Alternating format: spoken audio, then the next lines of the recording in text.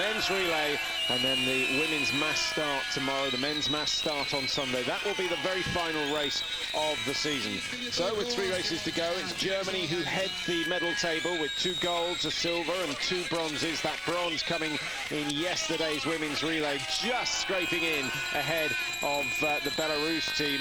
Germany with a brilliant finish from Martina Glagau. We'll get a chance to talk about that as this race unfolds. The men's relay, it's the same teams at the top of the table, Mike, but certainly Belarus have been the dominating team in the relays this year. They have indeed, and that's a first for Belarus to be leading, especially at the end of the season. Yes, significantly, and Germany down in 5th place, which I can't remember any season where they have been so far down the list at the end of the season. Well, 7 races so far over the 4x7.5 format, and Belarus have won 3 of them.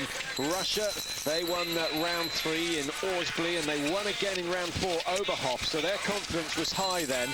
But Norway won the first relay of the season, and we thought that they'd got rid of the jinx on the relay events, but since then it's been a downward slide. Germany haven't won a relay so far this year, but don't rule them out because they've got a very strong quartet. They've gone for the famous 4. Gross, Luck, Sendel and Fischer are all in. The likes of Michael Grice, Morgenstern and Wolf have all been sidelined for today's event, and the old foursome know just how important it is that they get victory today. Well, one of the big features of the first leg as they get underway out of the stadium. Remember, it's a couple of 100 meters and then they start climbing. That's when the order really will be sorted out. We should go over the first leg runners, Mike. Norway choosing Ole Einar Bjorndalen to go first. They are. I'm sure that the Norwegian camp they've certainly talked to him. We've seen some of the younger Norwegian biathletes coming through, in fact being better than Ole Einar Bjorndalen, certainly in the individual race. But it's only 7.5 kilometers, and Ole Einar Bjorndalen is feeling good for today. We got the impression he was fatigued, that he was overtired in the 20 kilometer, but he said that his shooting, his adjustments had let him down on the shooting range, so I think he switched off during the race. He realized he couldn't get a medal, so that was his explanation for a poorer result in the 20 kilometer. Well, added to that, he's been complaining about the skis, and it's not the wax that they've got wrong, it's the base, the grind as they call it, the structure on the P-Tex, the base of the ski, which they've got wrong in these very dry conditions. They look good in the first event, but it has been changing slightly, and Norway's certainly getting caught out in both the pursuit and the individual. And we've been saying that Bjorndalen looks totally exhausted. The Norwegians are having none of it. They're saying he's fine. It is simply that the skis haven't been working. Well, I'm not convinced. I'm not convinced by that, because the Ole we saw in the pursuit was not the Ole we've seen over the years. You can make your own minds up on that one. We may get our answer today, because he's in the first leg. He's up against Aidarov of Belarus. We've got Viktor Mygorov going for Russia, who was rested in the individual, so he's fresh-ish. And then we've got Feriol Canard of France, who's racing the first leg instead of Gilles Marguet, who took the World Championship first leg last time round when the French won the title. And for Germany, we've got Peter Sendel on leg number 1, which is an interesting choice, because Peter usually gets slotted in 2 or 3, hidden in amongst the crowd. Today, they put him on the front step. He's racing first leg, and if he can stay in touch with the leaders, then Germany have a very good chance indeed, with Gross and Luck taking legs number 3 and 4. Well, looking, you mentioned Peter Sendel, he's probably, what, 8th or 9th position, quite comfortable. There's only 3 seconds, I'm sure, between the leaders and the German team. And a lot of tension can be in this first 2.5 kilometers. We see an electric start there, huge amount of energy into the arm, stomach. You can only double pole in the first 100 meters. You cannot skate because athletes can trip the athlete beside them up. So off they go around the first 2.5 kilometre loop. They come in for the first shoot, as always, in the prone position. Remember, with the relay, you get 8 rounds of ammunition for the 5 targets. Apologies to those fans who've been with us all the way through the season. You would have heard that often enough, but we are having newcomers to the programme and the sport all the time, so it's important that we explain exactly what's going on. Another thing that we have explained a number of times, Mike, is the cuff, the strap that they wear on the left arm. Now, we should mention that earlier on. A lot of people asking what it is, and just explain what they should be looking out for as they come in to settle down for the first shoot. Indeed, yes, the cuff high up on the left bicep if you're a right-handed shooter. The majority of biathletes here are. I believe in today's race there's only one left-handed shooter, and in the World Cups we've had up to 3 out of, say, 100 starters in the individual races who are left-handed. But you hook up from the hand stock at the front of the rifle stock, which completely prevents your hand from slipping forward. It's locked into, and you hook into the shooting cup, and that supports the weight of the rifle rather than your bicep muscling, straining to support it. So it's just a mechanism that is necessary to support the rifle. So there's a strap that runs from the front of the stock onto a little metal hook, and that hooks into a D-ring which is attached to that black cuff on the left. Just looking at the tracks there, it's unusual there hasn't been a machine around to machine over the tracks as they double pulled out, and I did notice that yesterday in the women's relay. Well, we may see 1 or 2 trips. We've seen some very tired bodies here in Hanthy-Mансийsk. Some brilliant racing. It's been as good as we've seen all season, with some dramatic finishes. The shared gold in the women's pursuit with Sandrine Bailey and Martina Glagau both taking half a gold each. And there's the first little slip from Maigrov, indicating that his skis were getting caught in the track. He got away with it that time, but there may be a few later on who have problems. Slightly worrying possibly for Belarus. Adarov did lead going into the long downhill. He's back in 4th position, suggesting his glide is not quite as good as certainly the top 3 athletes there. 18 teams in all, Mike, and very disappointing. The first time for a long time that the British have not had a team in the World Championships or a major relay. Well, certainly the first time in the last 22 years, probably the first time ever, actually. There hasn't been a British team on the start line in the relay. And only 18 teams. Normally we see at the World Championships up to 22 teams. If you can't, or if you have a threat of being lapped, which is, say, 7 minutes behind the fastest team, sadly it is putting teams off from even entering. So in they come for the first shoot. All the teams together, as expected. They take the lane that corresponds to the number on their bib. Now watch how they hook into that strap and hook it onto the cuff on the left arm. Certainly you see Adarov nearest the picture. Maigrov adjusting his cuff. It really needs to be in the same position all the time. As you double pull, the strap can sometimes work its way down the arm. So the caption on the right giving away the success rate. Latvia rattling through, but remember they're down the far end of the range, so settling early. And they get a clear first, but I don't think they're going to be the first out of the range. The Norwegians have gone clear, Germany have gone clear, France are clear, Russia having a problem, and Belarus likewise. That's bad mistakes from Maigrov and Adarov. Those two so experienced, and Aidarov's made another mistake. So the hot favourites for today, early mistakes, that takes a little pressure off for the next couple of legs, and that can be a factor. Can indeed be a factor.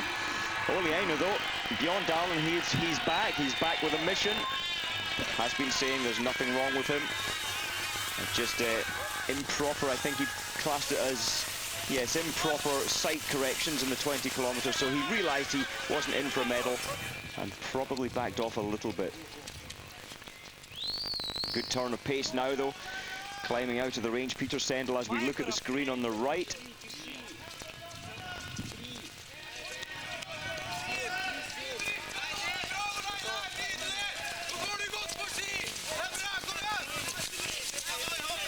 So plenty of support for all the teams. You may well have recognised the Norwegian support being given to Oleaino Bjørndalen, of the other Scandinavian team involved. Sweden in third place, so yet another good start for them. They really have excelled in the relays this year, but they just need one more world-class biathlete. Bergman's done exceptionally well, Bjorn Ferry's done exceptionally well, and then the third and fourth legs a little weaker, so we'll expect them to fade away. But Norway with the lead, it's hardly relevant at the time, 0.7 of a second ahead of Slovenia.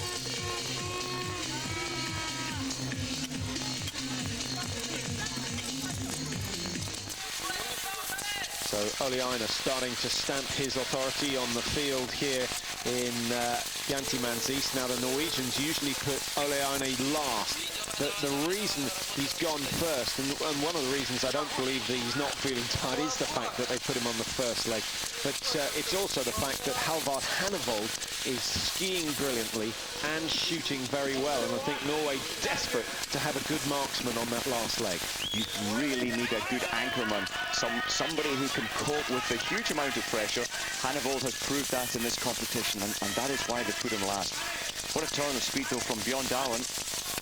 Jannis Osbolt there was second place for the first half of this next 2.5, and Jannis Osbolt is always such a good starter. He raises his game in the relay, as does Carl-Johan Bergman. In fact, second place for Bergman for Sweden. So the Olympic champions leading the way. Sweden with another good start from Carl-Johan Bergman. And then the rest of the team's very tightly packed. Austria certainly potential winners. The French, the world champions, down in 9th place at the moment, but they've got a good, strong squad to come. Thuril Canard, I think, perhaps the weakest at the moment. They've got Vincent de Frasne, Julien Robert, and Raphael Poiret bringing up the rear. But it's been a very poor championships for Raphael. He desperately wants a medal in this relay, just to wind himself up for a massive effort in the mass start race coming up on Sunday. That's going to be, that's one not to miss, I think. 15 kilometres, 4 visits to the range. Mass start is such an exciting race. A lot of, you've got 30 of the best biathletes in the world all starting together. We're having a look at Mygorov's slight problems on the range. He's holding it a long time and puts it down. That placed him 11 seconds behind the leader as he exited the range. It's nice to see the tracks and some of the individual races. We haven't been following the athletes out on the course. That's always the good point about the relay. You get a little more of an opportunity to watch the techniques and look at the profile of the track. So how do you think the techniques have changed over, not the last couple of years? People are starting, the Skate 2 is well and firmly established now, but over the last 5 years, let's say. There's more tempo. We are looking at a greater intensity. Ole Einar Bjorn Dalen, his arms were coming way behind his body there. Generally on the uphills, there's only a short range of movement in the arms, which dictates your tempo. You have a shorter leg plant as well, or force or kick off the leg, so it's all really an increased tempo. And the balance has been developed massively, and all teams are videoing and looking at Ole Einar Bjorn Dalen and Frode Andreasen to look at the ideal technique, the most efficient way to get around the tracks. This man is the best. What's so amazing is how long he can stand on a flat ski and how much drive he can get off a flat ski as well. So many of the other athletes had to angle the ski dramatically to get the drive. He does at the end of the stride, but for 80% of the movement, the ski is flat on the snow. And obviously a flat ski glides faster than one that is on its edge. Bergman, quite a lot of upper body movement, indicating that there's lots of work coming out of the arms, and a higher percentage coming from the upper body than the lower body, whereas Bjorn Dalen, the timing is perfect, but he's getting 50% out of both. Maximum, isn't he? He's able to convert every little bit of power and energy into the forward motion. So efficient. It's Jay Hakkinen, a starter for the American team, and Eiderov's skis are not good. He's losing more time coming down the long hill. That will be worrying for the remaining 3 athletes from Belarus. But it has to be said, looking at the shooting times from the first shoot, Slovenia, Sweden and Norway, the 3 quickest in 25 seconds. Belarus taking 42, Italy 48, and the Finns taking a full minute to complete the shooting. That is how much time was lost. Making up 30 seconds on a 2.5-kilometre loop is nigh on impossible at this level. So the shooting critical. Bad mistakes from Bjorn Dahlen in the standing shoot. His confidence not fully back as yet. Slovenia taking their time and making their first mistake. Germany with Peter Sendel, very, very deliberate. And one more to go for Germany. Down it goes. Good intelligent performance from Peter Sendel. And Sweden go clear with Bergman as well. The French are clear. Good start from Feriel Canard. He was expected to leave France with some work to do, but he's excelled himself. He'll get out in 3rd place, just 6 seconds down.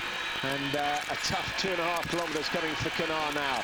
Norway 9.9 behind. Bjorn Dahlen will desperately want to finish this leg in first to boost his own confidence as much as the Norwegian team. Switzerland, Mike in 5th. That's a bit of a surprise. Good start for them. I'm not sure they're going to be able to hold on to that position, but they'll certainly be encouraged by their start. Look at this man. He has led, he has handed over in 1st place in 3 relays this year. It isn't a true reflection of his individual or his pursuit performances. He just raises his game when it's the relay. It's brilliant. What a good man to have on the start line for your country. And Peter Sendel's done a good job as well. I think the German coaching team will be delighted that Sendel is still up there in 2nd place. Biathlon World Championships live.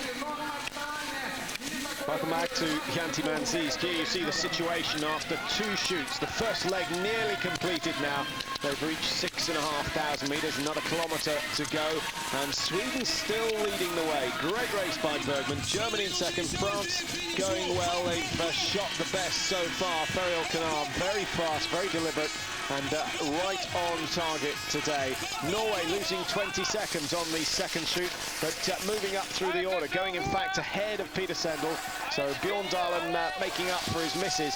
If he can hand over in 2nd place, that sets them up. I don't think he wants the lead because they got Frode Andersen, and if you give him the lead in a relay, he gets overexcited and then throws it all away. So I think it's better that Andersen is, 15 seconds or so down, and he can just take it easy. That's all he's got to do. They've got 2 very strong skiers on legs 3 and 4, but it's crucial that Andersen hits the prone targets.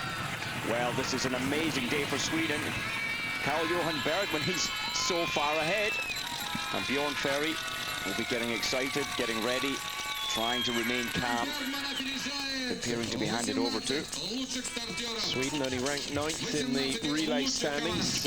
So far, they finished twice in the top 6. But as you say, Mike, this is the 3rd time that Bergman has led into the stadium after the first leg.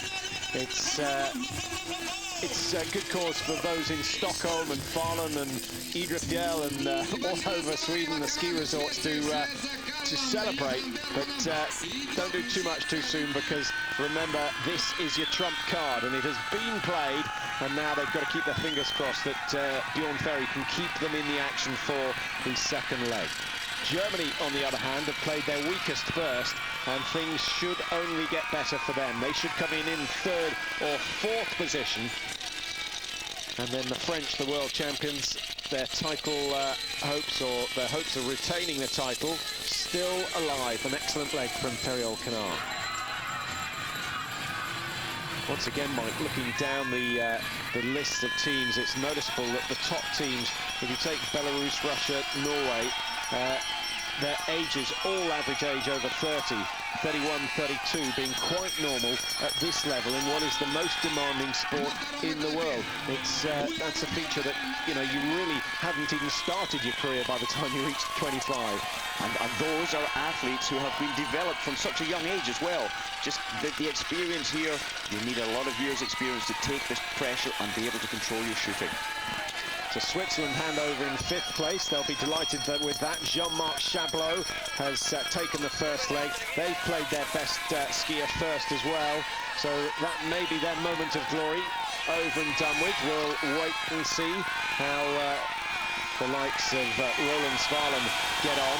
Slovenia down in 6th, Slovakia 7, the Russians 39 seconds down, Mike. It's quite a big margin to make up. The Estonians, who got out of the range first on the first shoot, down 46. Czech Republic 51. Japanese, we were hoping for better from the Japanese. We've seen some good racing from them over these championships so far, and in particular, Yoji Suga, who's had some good runs. He was having a great run in the individual until his last visit to the range went 0-0-0, and Suga did pick up 3 minutes penalty, missing 3 out of 5 in the last visit. For me, Slovakia, Marek Matiasko, having a great leg there, 28 seconds. They're looking for building the team for the Olympics in Turin, and it's looking very good now at the World Champs.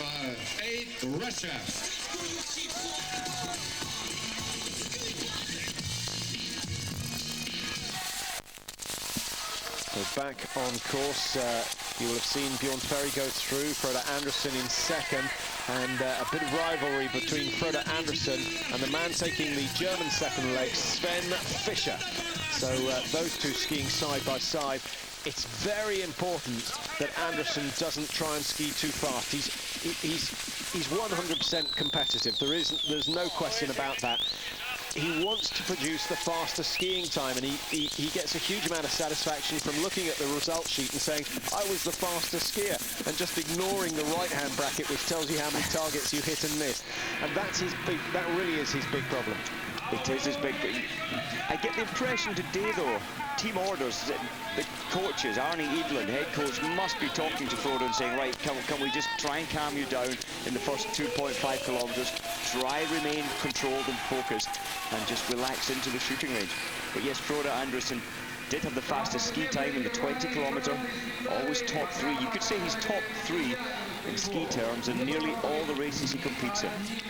A bit disappointed with the Belarus performance on the first leg, which has left them down in 14th place, 1 minute 8 seconds down off the leaders. We were hoping that they were going to be competitive today, but Alexei Iderov, he's the last man you would have thought to have made that many mistakes. They've now handed over to Vladimir Drachev, who is as fast as anyone on the tour at the moment, so we could see them climbing up through the order. Watch out for them. They were down in 14th at the exchange. Coming through 1.2 kilometres on this second leg, you'll spot Drachev in the green suit and the high tempo.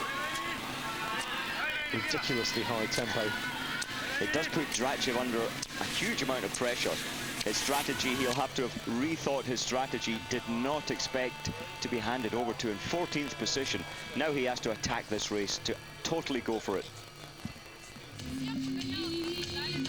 Spectators looking quite quiet and peaceful out there, having a look onto the big screen and seeing themselves.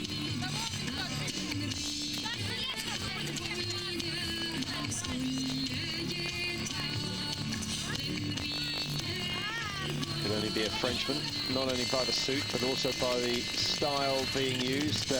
They've all modelled themselves on their #1 biathlete, Raphael Poiret. So the French still there or thereabouts, down in 4th place at the exchange, 19 seconds behind. So this is the leading trio, Sweden, Norway and Germany. And Sven Fischer just saying, well, I'll stick in behind Frode Andersen, get in the slipstream, get towed along. He's not in a rush. I think he'll be fully confident that he can outshoot both Bjorn Ferry and Frode Andersen, and hence his tactics absolutely spot on.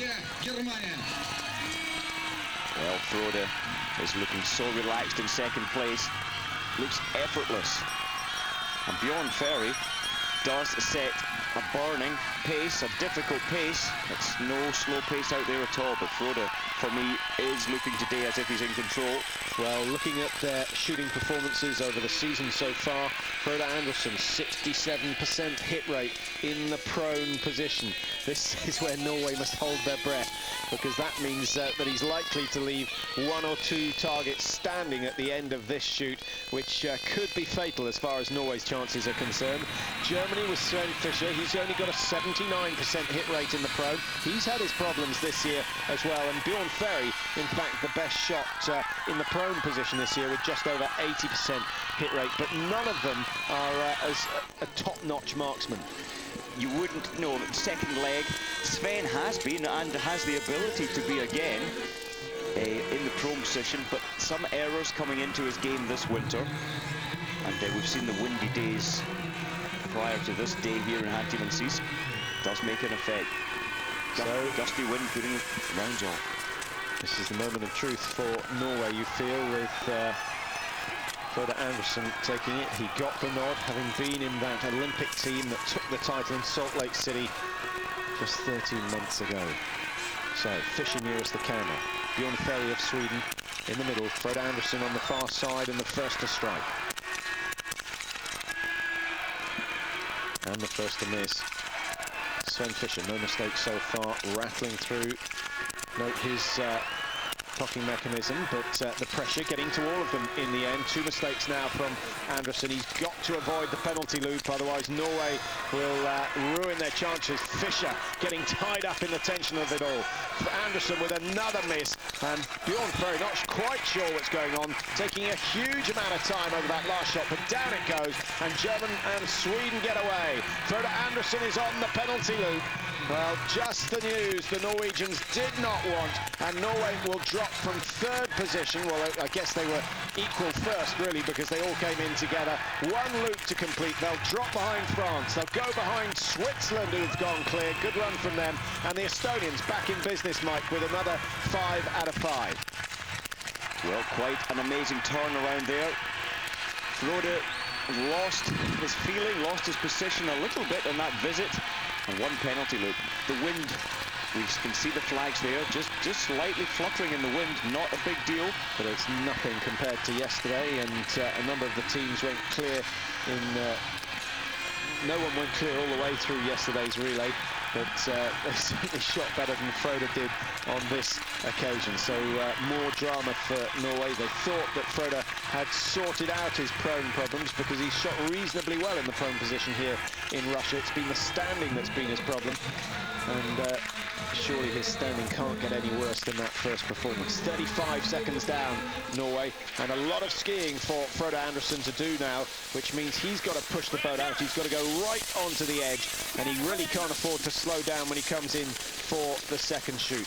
But it's left Germany and Sweden with the lead here in Siberia. That Norway have dropped from the front three right down to 7th position. Russia making a little bit of ground, just 34 seconds behind now. Belarus were in 14th, so they've gained 2 places, but they're still over a minute 10 behind and really putting themselves under all sorts of pressure. But a long way to go. We're only halfway through the second leg. Yes, a lot to fight for now. Bjorn Ferry, this is only his second season in biathlon and coping so well with this big experience today. Not phasing him, being in second place, didn't phase him into the range when he came in first place. He's got good skis as well. The Swedes seem to have got the base, and I stress it is the base of the ski that's so important here in Russia, not so much the wax. I don't think they're having much of a problem with that, but just preparing the structure on the underneath of the ski so it suits the snow conditions. That's what's so important. Yes, it's snow where if you grab a handful of the snow, very difficult to make a snowball. It's just so powdery and so dry, and that is tripping up a lot of the technicians. They have prepared, they know about this. It's just no fun, is it, Mark? No, we can't have fun out there. Fischer working quite hard. Bjorn Ferry looks very relaxed in behind him. He's cross-country skier. Talking about Sweden, Mike, the Vasaloppet taking place this year on the first Sunday of March, and that's one of the long races of the season in Sweden. 92 kilometers, one of the longest tour races in the world, and the winning time just over 4.5 hours, so that's quite impressive in the classic style. And going on to classic style, a number of people saying, why don't we have any classic races in biathlon? Well, in biathlon, when the skating came in 1985, biathlon reacted quite quickly, in fact very quickly, and made a ruling that it would be freestyle in the next year. So since 1986, it has been freestyle in biathlon. The reason for that being because you have the rifle to focus on prior to the race, the zeroing, and if you were then to have waxing, the further backup and technical expertise involved in that, it was felt then back in 1986 it would make it such a big circus, so many people if you like. But I think it's good that it's just freestyle. But for years and years they always did, they always used stick waxes and had to do that. So they were just getting lazy. They were getting... I thought it was more to do with the technique actually. When you're classic skiing, when you double pole, there's much more flexion in the hip. When you're doing two-phase, the sort of the normal gait on the skis, but the rifle, there's much more movement on the rifle, so you get clocked on the head. And with skating, it's that much more comfortable. Slightly less movement, yes, in the skate action. So, can Germany gain the lead for themselves? Certainly the record books would suggest, though. Sven Fischer, hugely experienced, probably the most experienced man in the relay today, barring Sergei Chepikov, who's got a long, long history. Bjorn Ferry, though, starting to feel the tension. Lots of movement. Yes, Bjorn Ferry, look, he's still moving. He's not comfortable with it. His legs are suffering. The muscles are tensing up, possibly cramping up. Big problem for Ferry. He has completely frozen out there, and he's still got 4 targets to try and hit, so big problems for him. Bjorn Dahlen has gone for the rapid-fire mode, and he's missed 4 targets now. A disaster for Norway. The French, the world champions, coming back, but it is Russia who get away first. Down in 5th position after in fact 8th position after the last shoot. They worked their way through the field. What an unbelievable performance, but the drama is all to do with Bjorn Ferry of Sweden, who I think you're absolutely spot on, Mike. He's got cramp in that right leg. He can't put any weight on it at all. Did you see him punching his leg? He was thumping his right leg, trying to relax that muscle. Probably... Oh, and Frode Andersen, was that 2 penalty loops? No, 3 penalty loops. Another 450 metres to ski for Frode Andersen. That's disgraceful. I'm sorry to say it, but really at this level, he's got to learn to control himself. And I'm afraid one Stian Eckhoff, sitting in the crowd watching this one, is going to be saying, I should have been out there. Because there's no doubt that Stian, despite his youth, would have been quicker.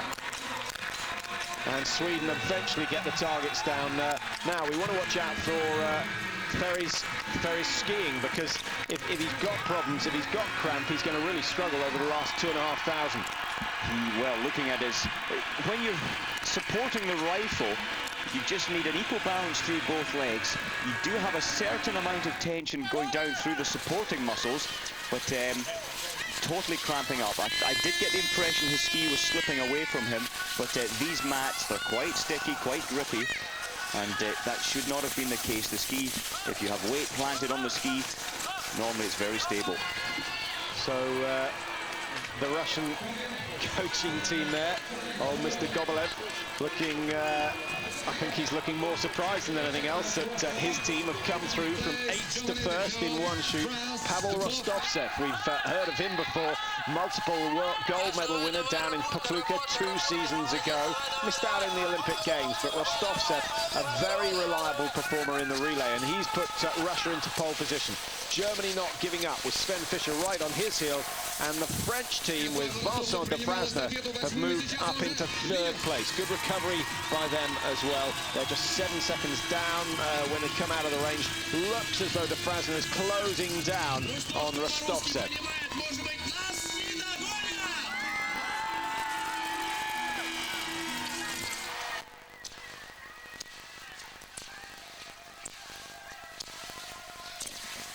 There's Dmitry Borovic leading that pair, and that's a good result from Borovic, putting his team into 4th place. And the Czech Republic in 5th, Mike, with Roman Dostal. They've had an outstanding meeting so far. Norway dropping right down in 15th position now, 1 minute 23 down.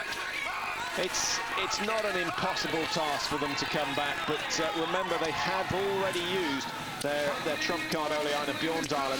They're relying now on Egil Kjelland and Halvard Hannevold, but you sense that the Olympic champions are not going to add the world title to their list of successes this year. It's an extremely tall order to bring back, well, 1 minute 23.9, so really 1 minute 24 seconds with only 2 racers still to go. Yes, Frode has only hit 6 targets, and he had 16 shots, so that took a bit of working out. I had to use my fingers there. It's an early morning after a late night, but we got there eventually. Well, let's look forward to the third leg. The Belarus team who've struggled so far today, they're outside the top 10. I don't think we're going to see Valyulin feature in leg number 3.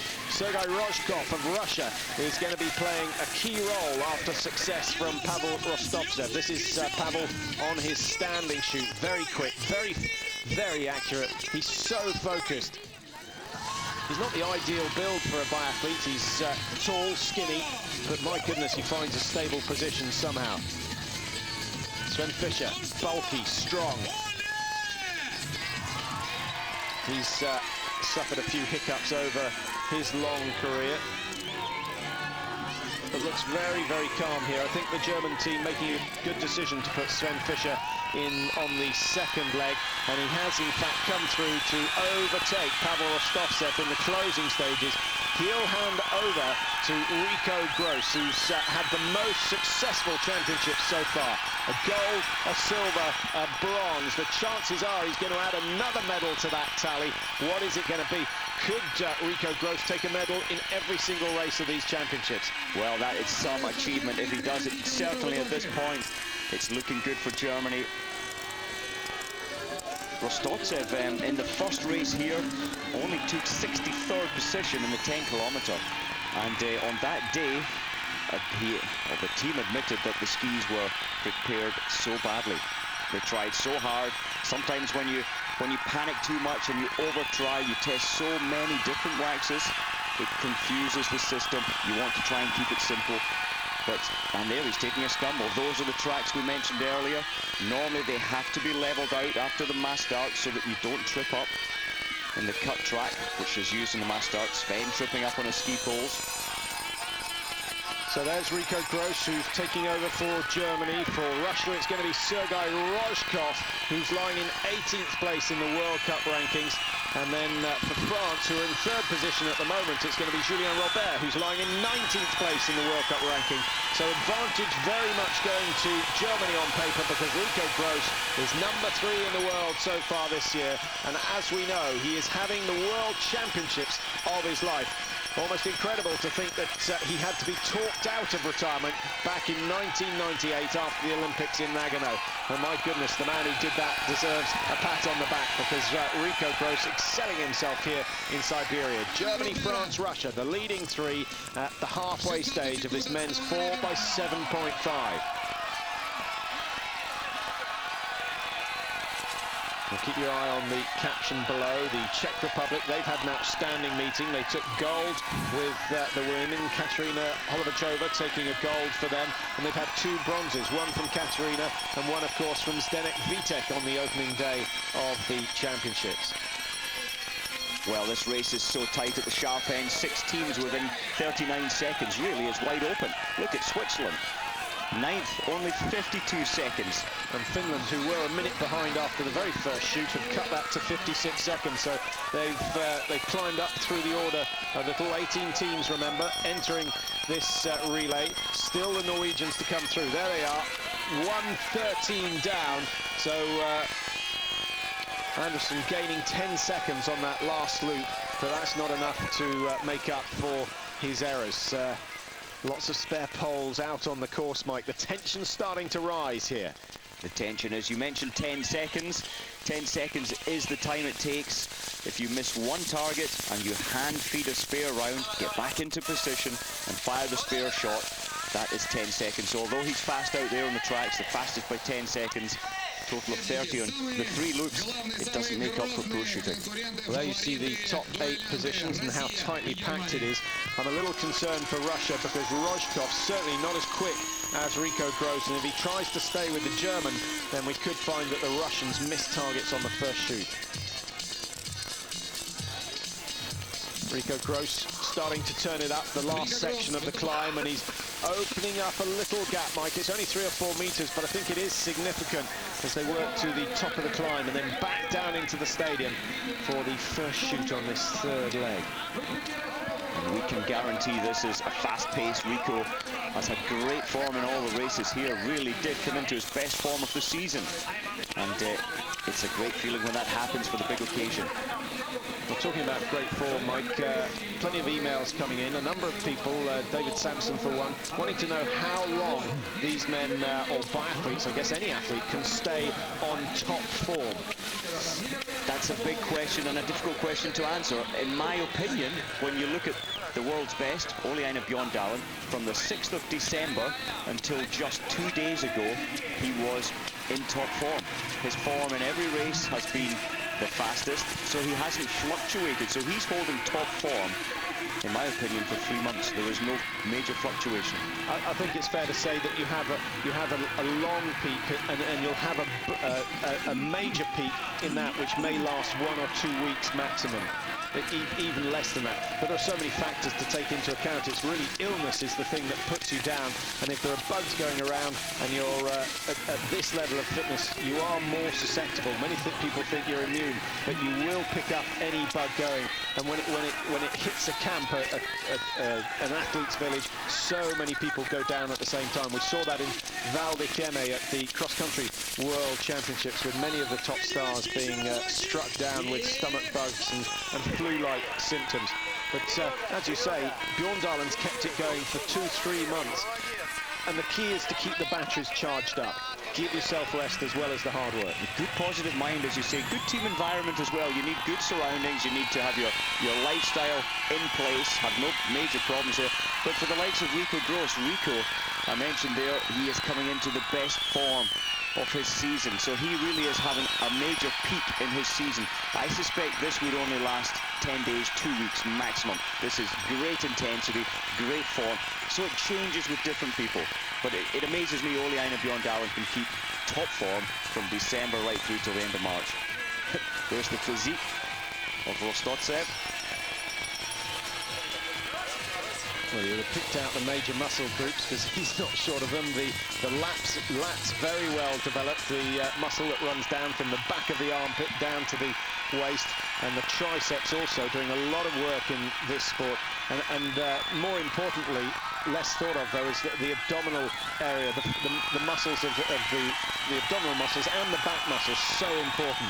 Well, yes, look at this rifle weighs 4 kilograms. You need, and the back, Rico's a fairly upright skier, but generally there's a lot of back movement, and you do need massively strong lower back muscles, especially, and stomach muscles to support the movement of the rifle. Sven Fischer, his day is done. He's certainly achieved what he was asked to do by Frank Ulrich. And so far, so good for the German team. Sendel taking the first leg, Fischer the second. You'll recognise this quartet. They've raced in 4 major championships, 2 Olympic Games they've raced in. They won, of course, in Nagano, didn't win in Salt Lake City, finished down in 2nd place there. And 2 previous World Championships events, exactly the same team. Rico Gross on course at the moment was 1992, I think he was in the German team as well, with the likes of Mark Kirchner. An anxious glance to the left from the Russian shooting coach. That's Golubev. He knows this is the moment of truth for them, because I think he'll have full confidence in Sergei Chepikov when it comes to the final leg. Chepikov up against Frank Luck could be an interesting race if that's the way it turns out. Russian crowd now starting to get into this sport. 5 out of 5 for Germany, but if this one goes down for... Oh, it's gone wide. It has gone wide, and Germany have built themselves at least a 15-second lead. commentator's curse working again, I'm afraid. But none of our correspondents have picked up on that. I can assure you it wouldn't make any difference either way, but it does seem uncanny how often you tell someone what they need to do and then they miss the next shot.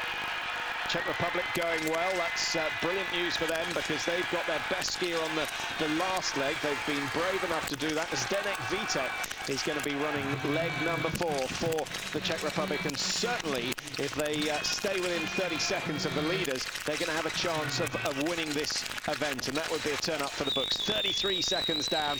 Little bit of work for Schlesinger to do over the last 5 kilometers, but if he can stay within 30 seconds of Rico Gross, then certainly Vítek will fancy his chances. Oh, without a doubt. Schlesinger, you mentioned, he's the youngest man in this field. Very little experience. He's only 20 years old.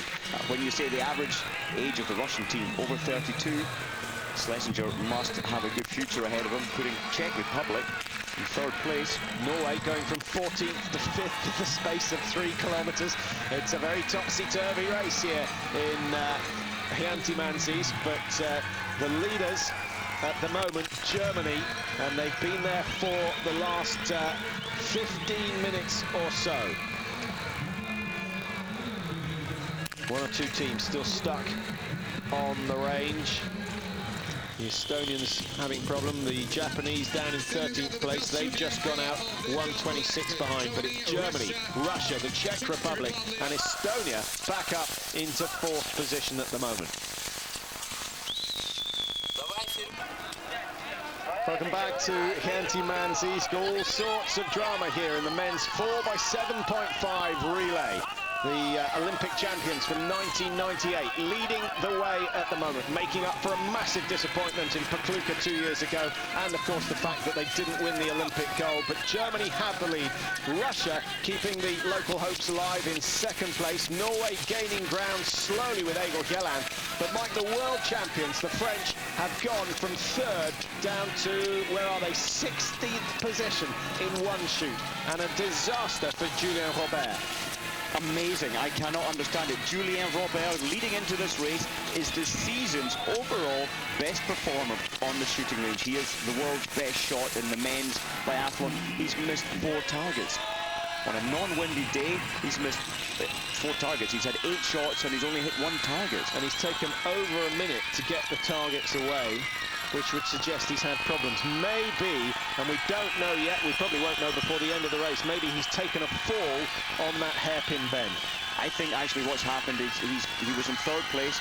We know he can shoot so fast. He's very confident. I think he would have, I missed it actually, but I think he will have attacked the target so fast, hoping to go from 3rd to 1st. And very quickly you can fire off 3-4 rounds before you consider moving your position. That's the only explanation I can think of.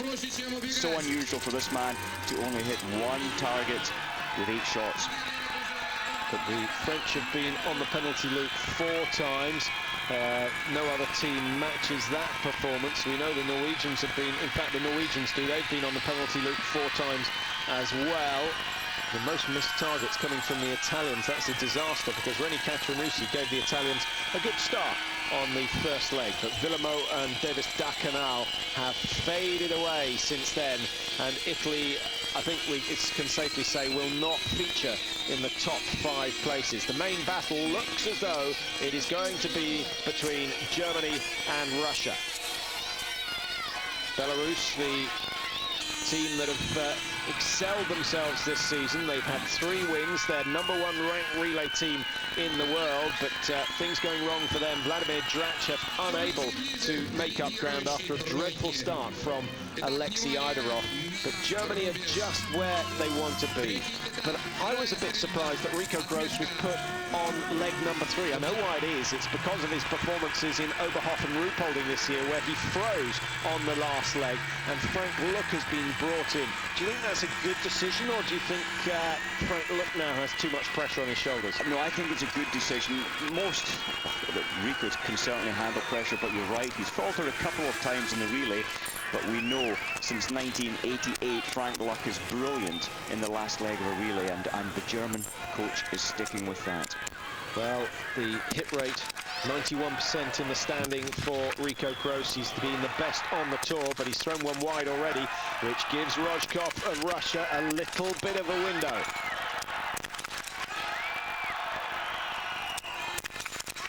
What is going through Rojkov's mind? One to go.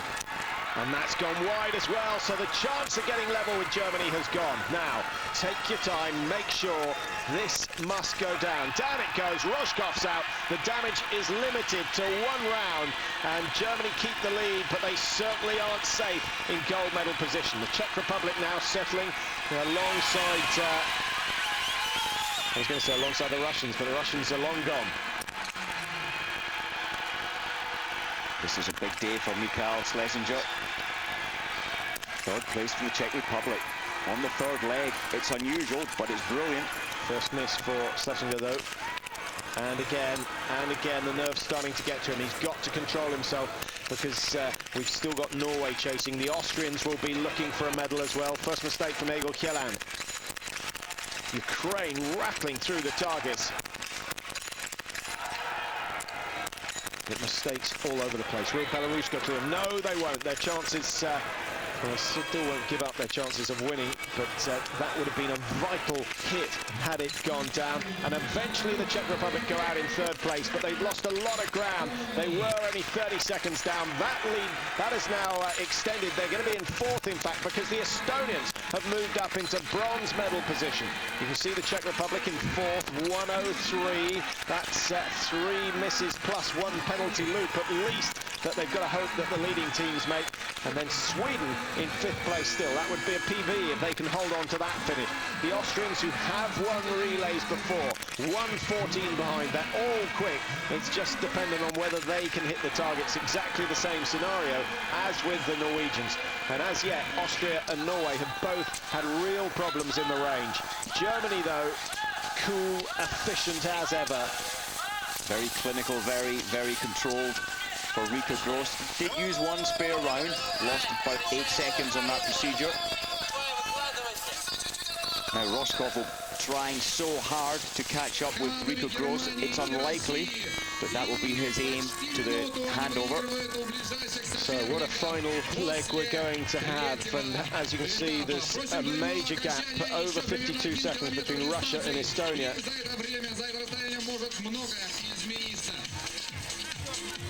A lot of the crowd starting to work their way towards the stadium. The track's being deserted as they make their way through the woods, trying to get down to see exactly what goes on in the stadium. All these facilities being rebuilt, redeveloped just for these championships. They want Hänty-Mänsisk to be one of the major players on the biathlon tour. And although there have been 1 or 2 teething problems, Mike, they've done a really good job. They have put on an amazingly good show.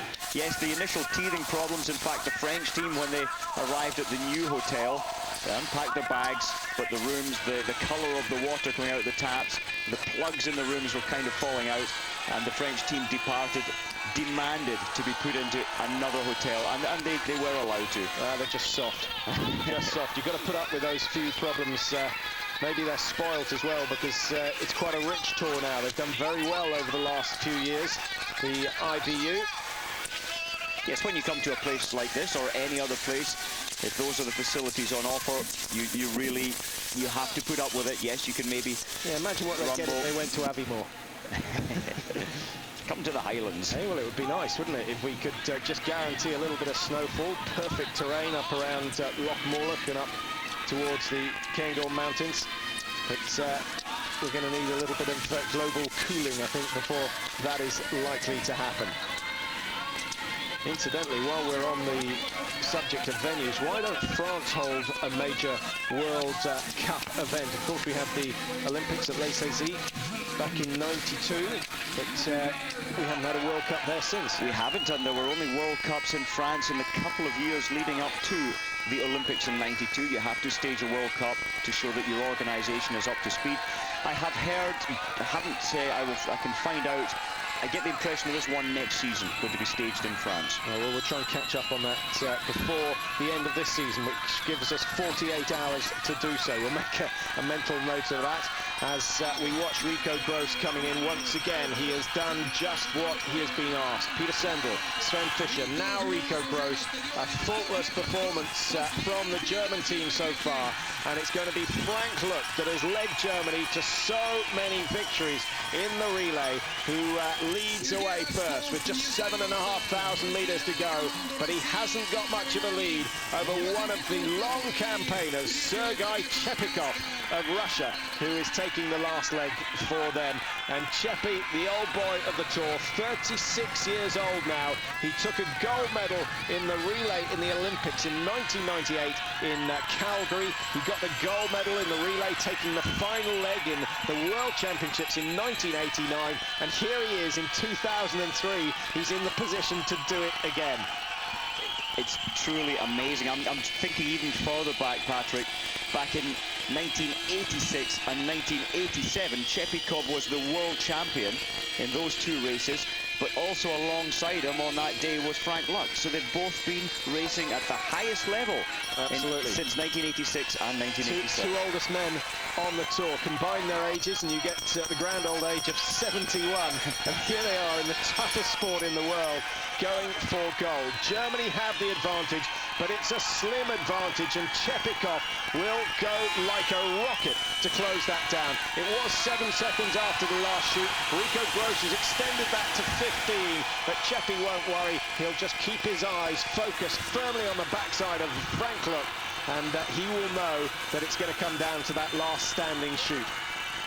It probably will come down to that last standing, and mentally both of these athletes will have rehearsed all the situations. They'll have rehearsed, maybe I'll be down in 4th place and have to find a strategy to come through, to shoot fast. They will have rehearsed being in 1st position or 2nd position. The Italians being lapped now, that doesn't happen so often. That's another poor result for them. They'll be disappointed with their performances so far. And you have to feel that Germany and Russia are going to fight it out for the gold, but there's a fascinating battle going on for the bronze medal. Estonia, the Czech Republic, Sweden, Austria, Norway, and Belarus and Ukraine are still in there. The gaps really aren't that big. You can see for yourself, 104. So what have we got? We've only got 11 seconds between the first, well, between 3 and 8, and that is going to be so much tension on the last shoot, because the bronze medal does mean a lot. We saw that yesterday in the women's race. Uschi Diesel totally ecstatic, uncontrollable, when Martina Glagau came across the line to claim the bronze medal just ahead of Elena Zubrilova of Belarus. Well, you said 11 seconds there, Patrick. I think you need more fingers. It's 23 seconds between 3rd and 8th. Get me on back there. No, well, you haven't actually, because you're looking at the wrong screen. That's after the shoot, not after the exchange. Here we go. Here are the details we want. That is amazing, though. I mean, the fight is for bronze medal for many teams, and so many different teams up the sharp end there. The Sweden, Estonia, Czech Republic, we have not seen them in a major competition so far up the field at this stage. Brilliant day for so many new teams. Good to see, healthy to see that in biathlon. I'm waiting for a formal apology, Mike. I was going to lend you my fingers, but yes, that screen is on the 3rd, or the shoot after the 3rd shooting. So Germany going through. And there's the all-important support staff, not giving any times, because Frank knows exactly where he is, and he knows who's chasing him. I'm surprised the Italian team are so far back today. Their shooting with 4 penalty loops has really put them so far down the result sheet. So there you have it after the 3rd exchange, and you can see the time gaps. It really is so close between 3rd and 8th, and Slovenia, they've still got a chance, but it would have to be a good performance.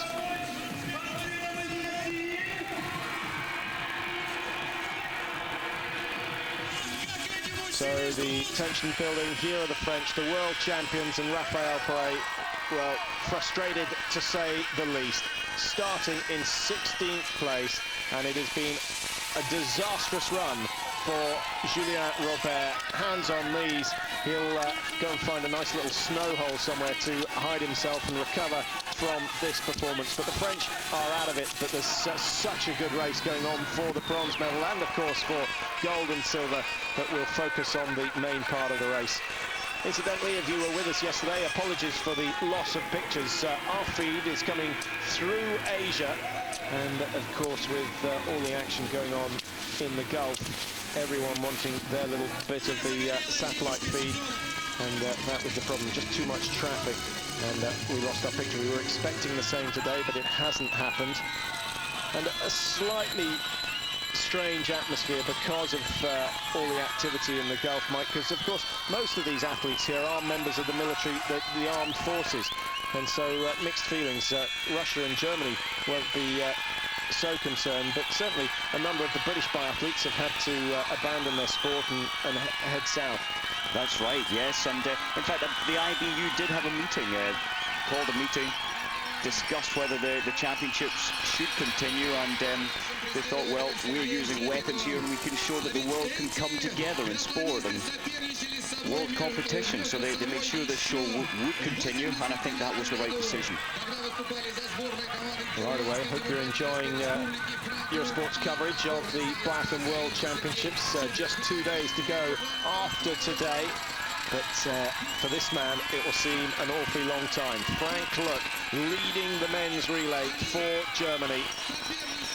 They've dominated the relay events in previous years, but just of late the likes of Russia, Belarus and Norway have started to get their own way, and Russia still on the chase. Chepikov looks as though he's closed down the gap a bit on Frank Luck. Davies Di Canal for Italy really moving way over so that he doesn't interfere with Chepikov, who is one loop further ahead than the Italian team. So probably about 7 minutes faster than the Italians going into the fourth changeover.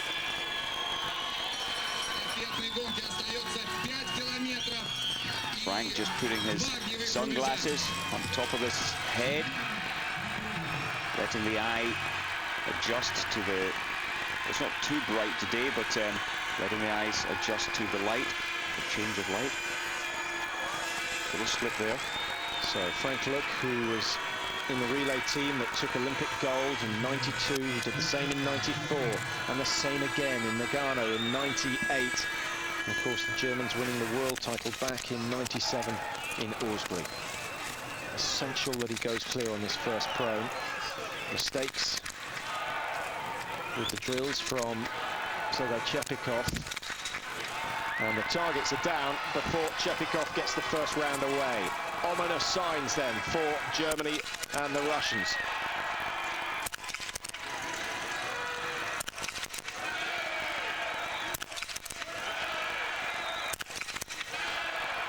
So the gap, Mike, from 15 seconds is going to extend to around, what, 20, 25, provided that goes down? 25, I think it will be. Problems again putting his rifles on for Chepikov. Unusual. He's done that drill. He's been through that millions of times. I think he's a little nervous, and if he's nervous on the first prone shoot, goodness gracious knows what he's going to be like when he comes in for that standing shoot. And if that's the case, Germany would be hot favourites to take it now, not just because they have the lead. Here's the battle for the bronze medal. Norway trying to make up. They've got Halvard Hannavold, the best shot on the tour over the last couple of weeks, and he's got 4 out of 4 so far. The Czech Republic with Vitek, only 1 target to go. They're still in with a chance. Estonia have gone away clear, so they've put in an outstanding performance, certainly the surprise of the relay so far. Belarus, lots and lots of mistakes. That might be their chance of a relay gone. The Swedes, 1 target left to go. It has got to go down.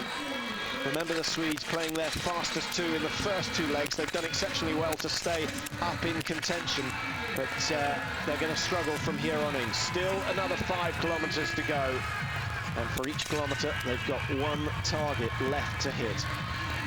Well, Rashenkov went for a rapid-fire tactic. He saw he could close time down, but he missed 3 of the targets out of the first 5 shots, and the slow hand feeding did manage to get the remaining 3 targets down. Wolfgang Rottmann of Austria just leaving the range as we leave that particular part, go catch up with the leaders. Germany 26 seconds ahead of Russia after that shoot. Norway up into bronze medal position, but they've got Estonia and the Czech Republic right on their heels. And then a little gap between Sweden, who are 1:23 behind, but they're only 21 seconds off bronze medal position. So that could so easily change. That's only 2 targets worth. And if Norway, Estonia and the Czechs get the yips when they come into the last shoot, Sweden could benefit.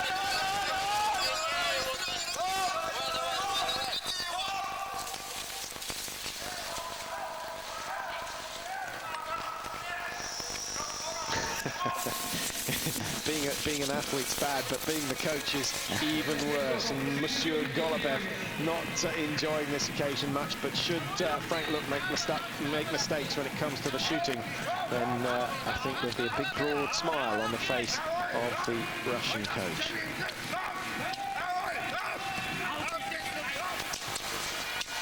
I get the feeling, Mike, that Chepikov is just working above his normal rate. He's working so hard trying to close the gap down. He's got to try and get onto the mat before Frank Look finishes, because that puts so much pressure on the German. He knows, Sergei Chepikov, he knows he really wants to put pressure onto, or more pressure onto Frank Look on the visit to the range. But yeah, you can sense tension in Chepikov's skiing. There's Frank Look on the changeover.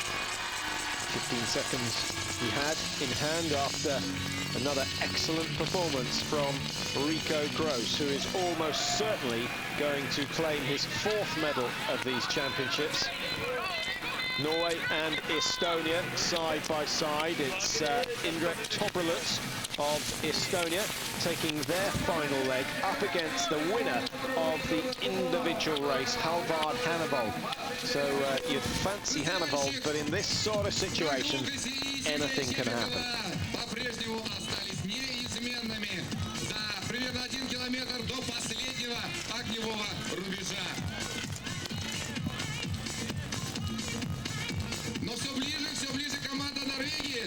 Well, Belarus, the reigning world champions from, sorry, that was France 2 years ago, I was going to say. The Belarus leading the World Cup in the relays this year, down in 6th place. But they're still not out of it. You can see just 24, 25 seconds behind that bronze medal position, and that, we remind you, is only 2 missed targets. And should any of the leading teams go on the penalty loop, then we could see some more dramatic changes.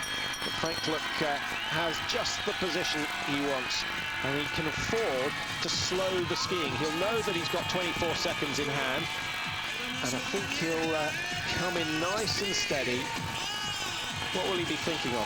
Can he get his mind off the fact that he's here in Siberia, hasn't won a relay so far this year? The World Championship gold is beckoning. Frank, in my opinion, and to cut all of this out, Frank will just be thinking exactly on what he normally does. He'll be thinking about the position of his skis when he stands on the mat. He'll be thinking about his left elbow on his hip bone, his left hip bone, and purely about the rifle drills. He will shut out the world. The German, there's probably, what, 24 million Germans watching this right now. It's a big sport in Germany, so he has to get rid of any of those thoughts of people watching and just think about what he does every day, the position he stands in, the breathing control and focus. Magarov and Drachev, they can't bear it either. But here we go then, the last shoot of the men's 4 by 7.5. Yet another brilliant race unfolding here in Hänty-Mänsisk. The gold medal yet to be decided. Frank Look, I noticed, Mike, he was just looking down at the ski tips, not a single flicker of eye movement as he worked his way through the stadium. As you say, blocking the situation out of his mind. Chepikov, on the other hand, glancing left and right, absorbing the atmosphere, and you just get the feeling that Frank Look is more focused. It's just an impression, isn't it? As you see, Chepi was looking a little bit left, a little bit right. Frank is only looking and focused on what he does every day. Still, he knows that they all need to go down. One miss, and he's still got a chance. 2 misses, and Germany could be in trouble.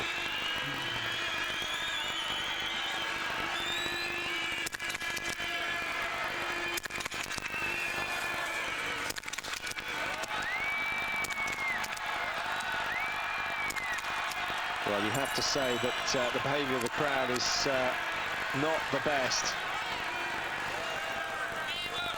So Chepi has seen exactly what has happened, and Russia could come from behind. There's the first miss for Chepi. He's got to rattle them down, can't afford to waste time. Please don't lose the pictures now. Hannavold is on the mat. I just can't believe it. Well, we've been going so well today. Now we're back with it. 1 apiece, 1 target left. Frank Look gets it down. Now Chepikov has got to go. He's got to get it down. Down it goes. The chase is on. 4 or 5 seconds between the 2 leading teams. That is the race for gold. Now Tobrelux of Estonia up against Halvard Hannavold of Norway. Hannavold the quicker skier, but he's missed. So has Tobrelux. The Czech Republic with Vitek. He put it into automatic and has missed. He's paid the price and could well find that decides his fate. Out go Germany. 30 metres or so ahead of the Russians. Chepikov has got to forget that his legs are 36 years young and he's got to fly around this last 2,500 metres. Well, it's a tight call. Very tight call. Chepikov has looked tired at these championships. There's no doubt that they overtrained before they came in, but don't ignore the race going on behind them. This is the race for gold. The camera foreshortening the distance somewhat. It's a good 30 metres, and it's Chepikov who has got to up the work rate. This will be a fight to the line. Just get the feeling that Chepikov hasn't quite got the form, the turn of speed. He's trying, he's giving it everything though, and he will not give in until he crosses that red line at the finish. His timing has gone. Chepikov's the work rate, you can't fault that, you can't doubt that, but he just doesn't look to be so coordinated as Frank Look, who is working beautifully. Here come Belarus. Don't tell me they've moved up into 3rd position. We'll just give you the exact timings after they have moved into 3rd. They've come from nowhere. They've been down in 16th earlier on, and Belarus are up into 3rd, with Norway chasing in 4th position, Slovenia 5th, Sweden 6th. The Estonians, who had 4th position, have dropped down to 8th place now, 109 behind, and really Belarus-Norway are the 2 fighting for the bronze medal. Well, Rashenkov has put in an amazing pace since the range. He's made a huge gap between himself and Hannavold, desperately wanting to get down the long, long hill before Hannavold is anywhere near him, so that he has an advantage into the last 600 metres. Well, the Belarus team were down in 7th, 124 off the lead. They've made up 24 seconds or more. They've made up 30 seconds on Norway on that last standing shoot to put themselves into bronze medal position. Frank Look now is turning it up. This looks very good. And Chepikov, oh, Mike, can he do it? 5 seconds was the gap. We'll get another reading at 6.2. They're not through there quite yet. 6.2 gives them another 1,300 metres to go. We know that you can close down 17 seconds. We've seen Diesel do it this year. We've seen Martina Glagau do it yesterday to claim the bronze for Germany. But it's Russia who are starting to fade. 5 seconds suddenly becomes 7.3. It's going the way of Germany. It is going the way of Germany. And we know Rashenkov as well, the 3 men at the front, they can switch their minds into a different mode where they can push over the top, switch off and get into this amazing pushing. And all 3 of them are in that mode now, desperately trying to catch up. There's Hannavold. We can't write Hannavold off yet either. Well, Hannavold, we know, was 5.3 seconds down on Rashenkov of Belarus when he went through. He's lost a bit of ground. He's 7 seconds down, so exactly the same fate happening to Hannavold, but still 1,300 metres to go.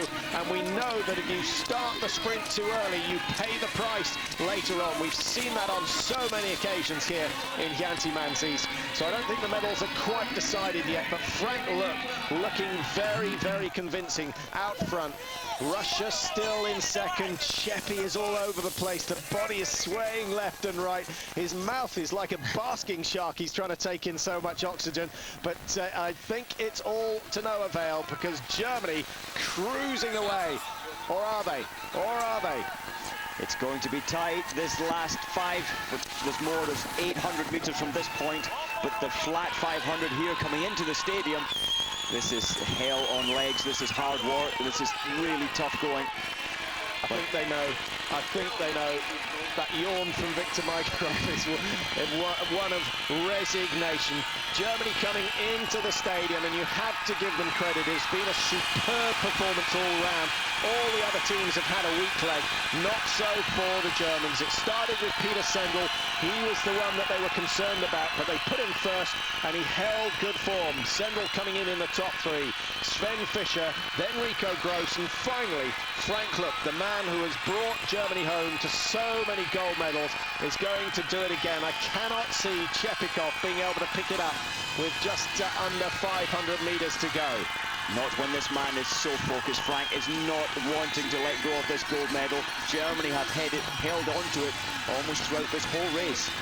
And if there's one man you want to depend on to keep hold of it, here he is, Frank Luck. Look at the focus there. Did falter on the range, was surprising, but even this man who can cope with all the pressures that biathlon can throw at you, he's human, trying to hit these small targets at 50 metres. When you really are desperate for air, your legs are shaking. There's Peter Sendel being congratulated by, is that Frank Ulrich with a smile? Well, Peter, he was almost going to give up halfway through the season because things were going so badly, but he was then given a last chance, and once again he produced the goods when he needed them, and he played a key role in this success for Germany. The Germans who suffered such a bitter disappointment in Paprika 2 years ago when Morgenstern collapsed on the first leg, in fact, and gave them no chance, but they've come good today, claimed the world title for the first time since 1997. If my statistics are right, we'll check that over. Russia gets second, and Belarus coming out of nowhere to claim the bronze medal, with Norway just 0.6 of a second behind. Hannevold gave it everything, and that's something he may pay the price for tomorrow in Sunday in the mass start event. Brilliant races from Slovenia, the Czech Republic, and the Estonians. Don't underestimate how well they've done. The Swedes in 7th place, not the best we've seen from them this season, but they're closer to the leaders than they have ever been. But it's Frank Ulrich and the German quartet who have cause to celebrate. They've claimed the gold, only got the bronze in the women's yesterday, but this is the one they wanted, and Germany go away as the world relay champions. Well, what's amazing me, Patrick, 41 seconds and 7 teams after 1 hour and 18 minutes of racing. It is so tight at the sharp end of biathlon. Well, if we go back to the last World Cup relay in Oslo, the same number of teams, 2 minutes 57 seconds apart.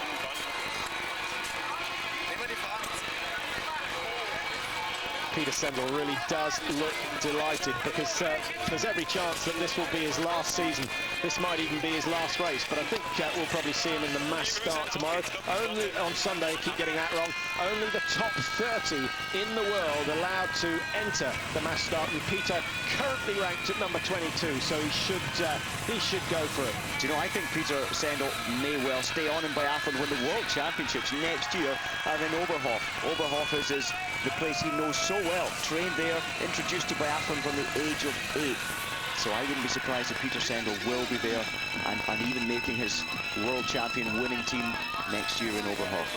Finland finishing just over 2 minutes behind, but remember, they threw away 1 minute 10 seconds on the very first shoot of this race. So in fact they limited the damage after that, and one of the biggest surprises of all, the French, the world champions, coming home to finish in 13th spot. It all went wrong on leg number 3. They were sitting pretty in 3rd position after the second leg, just 10 seconds down on the leaders. I think Raphael Perret may well have produced the fastest time of the day. It's been a stunning run for him, but there was no pressure on Raphael at all. and he's not a happy man. Will's not a happy man. As you say, can't quite check up on it, but I think that is one of the fastest times on the last leg, if not the fastest. And Raphael Poiré, he knew he couldn't bring his team back into a medal position. It was an impossible task, yet he is still pushing so hard to regain something for France. The fastest time actually coming from Marco Dolence, 19:18 for the 7.5 kilometres with the 2 shoots. It just gets quicker and quicker every year. Belarus second, Norway third, Raphael Poiré the 4th fastest time, but those top 4 very tightly bunched. 8 seconds between them, unbelievable. And Germany 58 seconds down on the fastest time, so all the gaps closing down. But Frank, look, having enough of an advantage after the first 3 legs to be able to hang on to that gold medal position. What a dramatic relay, so many chops and changes, but the consistency of Germany has won them the day. Consistency is the word, and the less spare rounds you have to feed into the chamber, the less spare rounds you use, really places you so well up there, and that is Germany's strength today. Slovenia, though, when Dolence crossed the finish line, he was so happy. In 5th, I think it was, 5th position. As Frank, look, just getting some dry clothing on. And then he'll be off, believe it or not, for another 10-kilometre ski just to ease the muscles down and aid the recovery, because he's got 48 hours before he's back on the tracks again, and will be looking for medal number 5 from these championships. 2 golds, a silver and a bronze so far for Frank. 1 race to go, could be another gold.